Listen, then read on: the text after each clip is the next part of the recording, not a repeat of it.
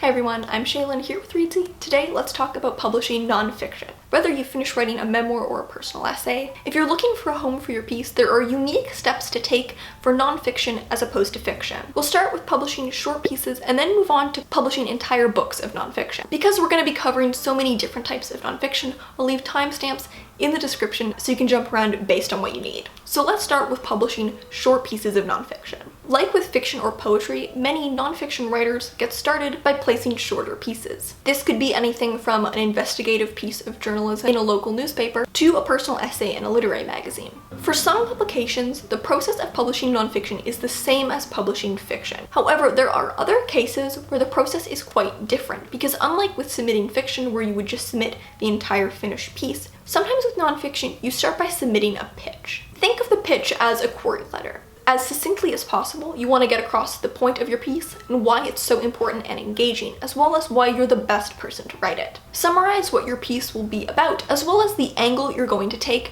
and the personal background you have that qualifies you to write this piece. You also want to give a realistic date for when the piece can be finished. Like with any kind of publication, you always want to check the submission guidelines first. Pitches aren't always the same across all publications. Some will have a specific word count that they want your pitch to fall into. Some will have specific specs of what exactly they want you to talk about. Some only take pitches at certain times. Others don't take unsolicited pitches at all. That said, if you are writing more in the CNF vein of nonfiction, it's likely that you'll be able to publish your CNF just like you would publish fiction, by submitting the entire piece without a pitch at all. This isn't an absolute. There are still cases where you do need to send in a pitch for CNF, but CNF often overlaps with fiction in terms of submission criteria. So that's the simple one. Now let's get into the complicated one, which is publishing entire books of nonfiction. Similarly, publishing a nonfiction book usually begins by submitting a pitch. Before we get into the pitch, there is a distinction that needs to be made between querying a memoir and submitting any other kind of nonfiction book. If you've written a memoir, you query your book to agents just like you would with a novel, meaning you send a query letter when you've already written the entire book. You don't need to send a pitch before the book is written, you're querying the final product. There are times where you need to write a proposal for a memoir if the agent requests it, but for the most part it is like submitting fiction. However, things get a bit more complicated when you get into non-fiction, non-memoir book. You don't need to write your entire book before you start submitting it. You only need a book proposal. So the good news is that by the time you're writing the book, you already have security of knowing your publishing path.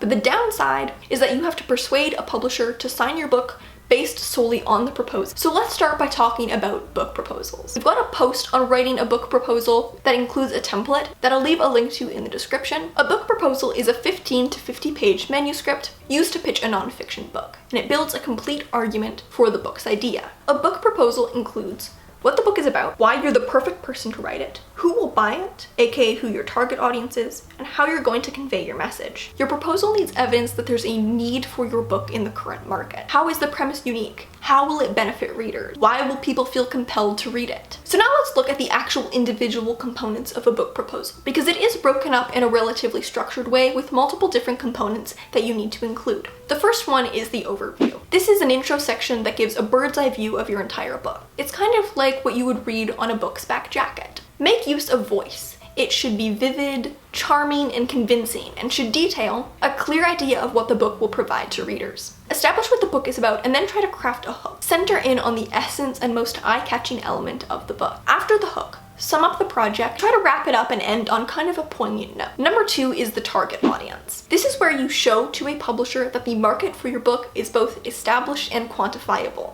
meaning the audience exists and you can give an estimate of about how many people there are. Saying something vague like that the book will appeal to everyone or that it's universal doesn't help and also isn't true. It really just shows that you don't have a clear idea of who your target audience is, or that your target audience doesn't exist. Ask yourself if the book is geared more towards men or women, what age range it's geared towards, if it'll appeal to fans of another book or set of books, and where it would be placed in a bookstore. Be as precise as you can. Being broad really only shows that you don't have a clear idea of who your target audience is. Try to use verifiable numbers if you can. So if you're writing a book about the Yeti, you might note that there are 3,800 people on a Yeti discussion forum. The third step is the about the author. It might be difficult, but put modesty aside and try to sound confident. If you don't sound confident in your ability to write the book, publishers won't believe that you're capable of it. Keep your bio short and try to include only relevant details, such as if you have a platform, past awards that you've won, previous publications,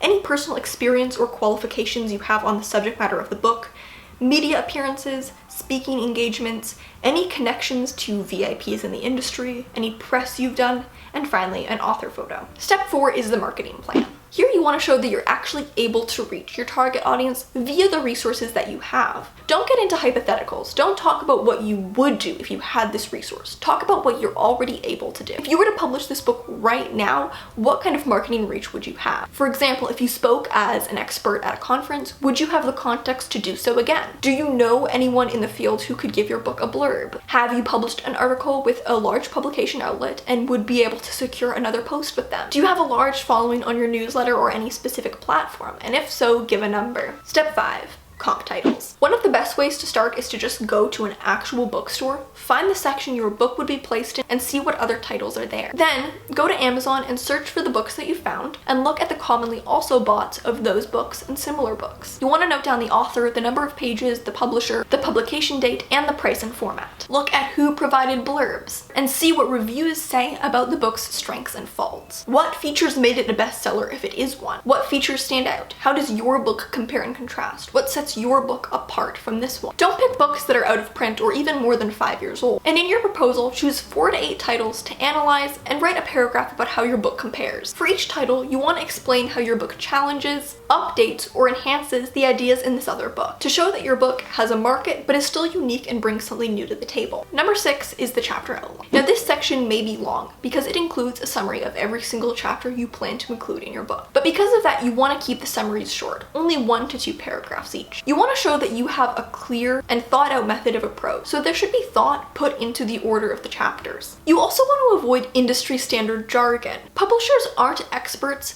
on the topics of every single book that they publish, so you can alienate a publisher very quickly. You use a lot of jargon they aren't familiar with. And finally, number 7 is the sample chapter. Now it's time to show that you can actually walk the walk. If you said that your book was funny, choose a sample that showcases that. If the book is meant to have some groundbreaking insights, give a taste of that in the sample chapter that you choose. The introduction may seem like a logical choice, but it's actually much too broad. You want to choose a chapter from the actual meat of the book. Basically, you want to choose the part of the book that would most make a publisher want to read more. Alright, so you've written your proposal and now it's actually time to submit. Rather than trying to submit everywhere at once, try to pinpoint the right publishers and target them specifically. Make a list of the publishers who publish the following books. First of all, the comp titles from your proposal, books in the customers also bought of your comp titles on Amazon, books in the same category as your book, and books listed under the same keywords. Then you want to refine your shortlist. Start by asking the following question. Does the publisher accept unsolicited manuscripts? If you're unagented, this might rule out a lot of options. Does the publisher already know how to reach the market you're trying to reach?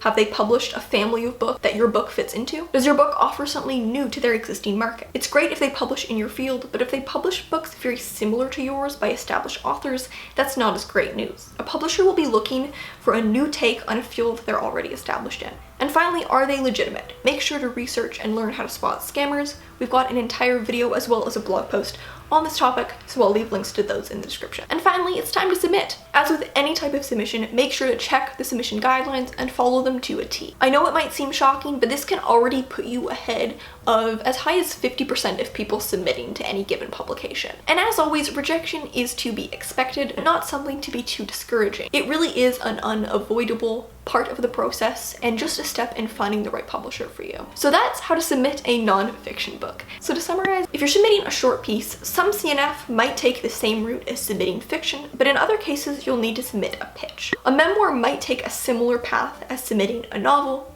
but if you're submitting a non-memoir non-fiction book, you have to start by writing a book proposal. This is a specifically structured document that you use to submit your book to publishers before you actually write it. Finally, when you're actually submitting, try to submit effectively and efficiently to publishers who are going to be an ideal fit, rather than submitting broadly without too much research. So that's how to publish a non-fiction piece. Thank you so much for watching this video. Remember to subscribe and turn on notifications so you don't miss any new videos from us. We've got new writing, editing, and publishing videos every Tuesday and Friday.